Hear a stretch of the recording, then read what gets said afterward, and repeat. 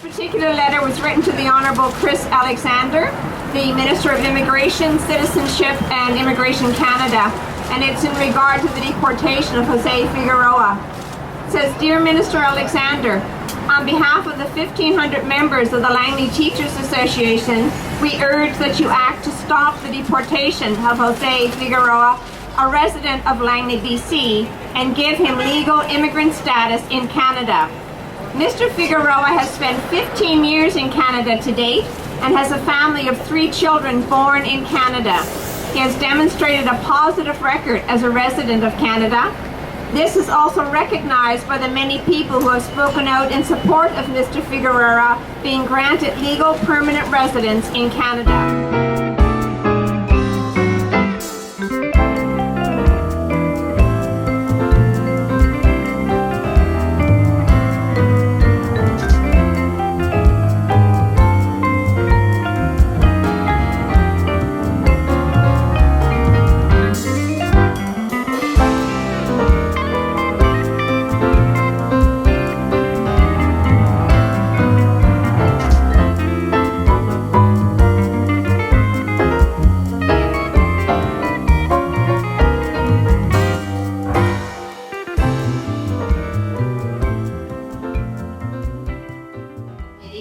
It would take an increase of $609 million annually to BC's education system to bring BC in line with the Canadian average spending on K-12 education.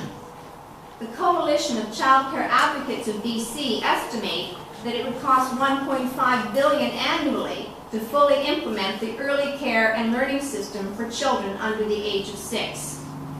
We could also restore funding to Community Living BC, the $20 million that was removed, to reopen closed, specialized care homes to foster independent living for physically and mentally challenged adults.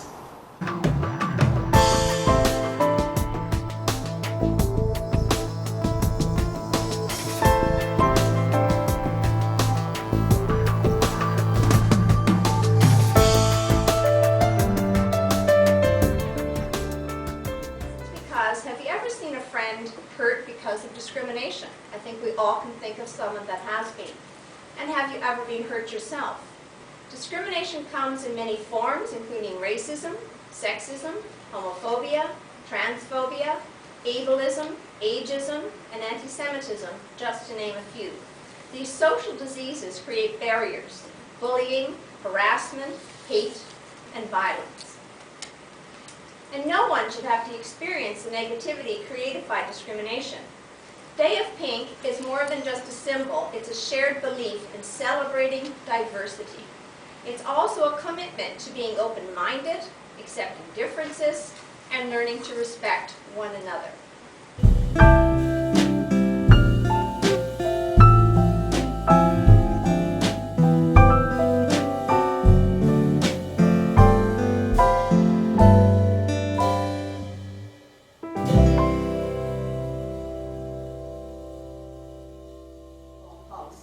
We want to work with you. We believe there's a need to create the policy, but we're long past the point of discussing whether or not a policy is required. And so therefore, I'd like to say to you that as a partner in this issue, we have already held public meetings. We would like to work with you to continue to hold public meetings. We would like to be able to address a motion to our members to work with you within the schools But please let that work be about creating the policy and not discussing whether or not there is a need to have one.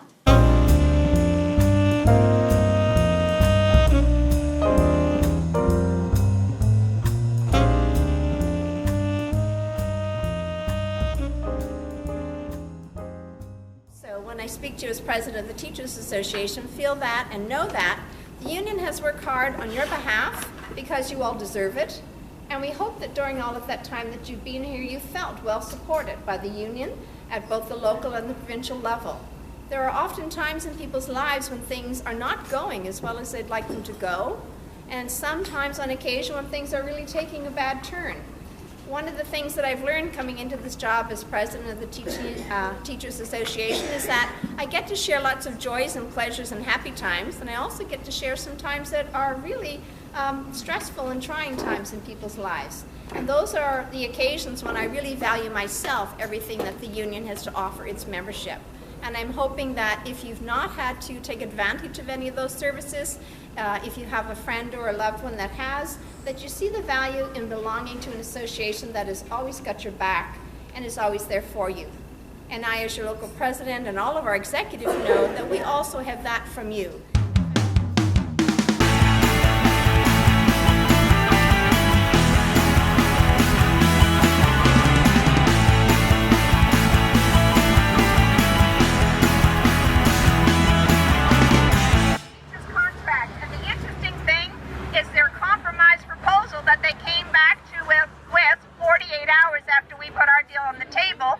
Was for us to sign off and say that if we get a deal we like from the Supreme Court of BC Appeals or the Supreme Court of Canada, that we're prepared to sign a contract that would allow them to give us 60 days notice to come in and rip up our contract again.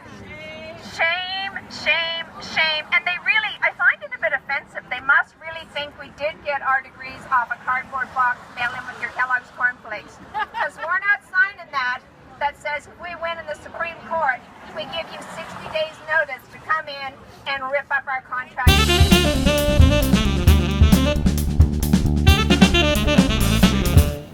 E80 is government's proposal that would take from us our previous Supreme Court wins.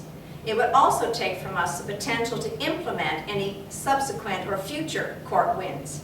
If we abide by E80 as the government has proposed it, then what they currently have for our Learning Improvement Fund would become part of our contract. They would then be able to cap the amount, and they would then be able to control the process. It would also take away any further conversation about class composition and class size. We are dealing with a board in Langley, although generally we have gotten along quite well with these trustees. I have to say that this is not a board that has ever presented a needs-based budget to the ministry, that has ever sent an appeal to the ministry saying that the underfunding is affecting the classrooms in a negative way, or that they feel that they should be looking at the actual cost instead of downloading additional increase such as MSP premiums. They have never stood up to this government and said, one, here's our needs-based budget as opposed to our balanced, or this is what we think you should be doing to actually meet our actual costs. And so if they're not going to be standing up for students and children in the classroom, then when they make a decision to reward themselves, the optics are very bad.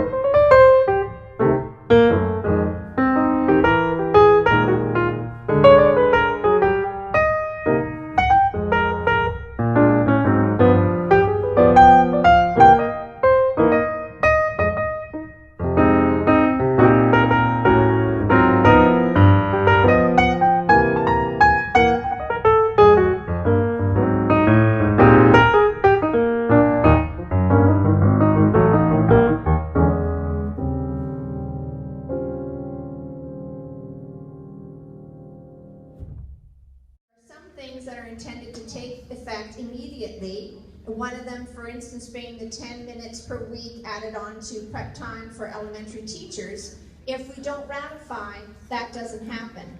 In addition, until we ratify all of the articles that we signed off locally, which are huge improvements for us in many other different ways, we cannot have that language put into our collective agreement until the provincial agreement is ratified. So there's a whole host of domino effects that take place, and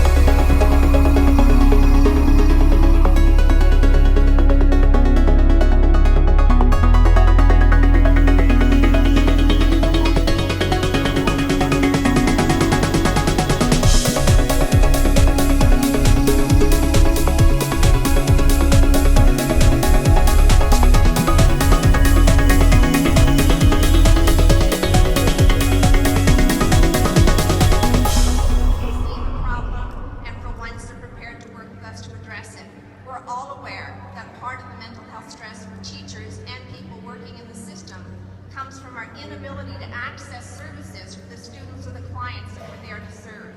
And in the teaching profession, particularly those who work with students with special needs or high-risk students, we are clearly aware that we have very few resources for which we can access, for those students. So this is a great motion, and I want to say that motions are not empty avenues or empty resources. We've taken some motions, we've written some letters, and they have produced hard results, firm committees, and actual resources that we're now able to refer our students and staff to in the community. So thank you very much for bringing this forward. I appreciate it.